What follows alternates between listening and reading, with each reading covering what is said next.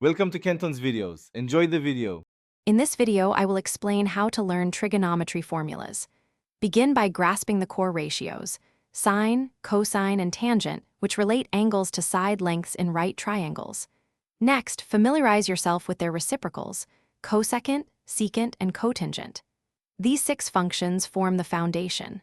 Then, focus on the 3 Pythagorean identities, such as sine squared plus cosine squared equals 1. Consistent practice with these foundational formulas is key to building a strong understanding.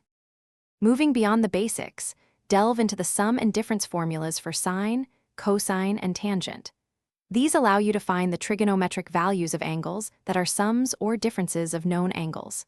Next, tackle the double angle formulas, which express trigonometric functions of 2 times an angle in terms of functions of the angle itself. Finally, explore the half-angle formulas, useful for reducing powers of trigonometric expressions. Consistent application will solidify your knowledge. Now, let's explore the product-to-sum and sum-to-product formulas. The product-to-sum identities convert products of sines and cosines into sums or differences, simplifying complex expressions. Conversely, sum-to-product formulas transform sums or differences of sines and cosines into products. These are incredibly useful for solving equations and proving other identities. There are 4 main product-to-sum and 4 main sum-to-product formulas to learn. Practice recognizing patterns to apply them effectively.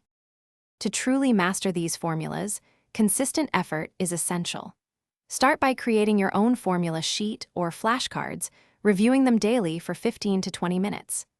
Actively solve a wide range of practice problems, from basic applications to more complex proofs.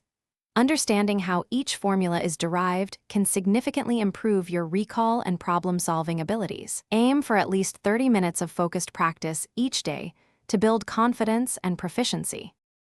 Thanks for watching. Consider subscribing if we helped you.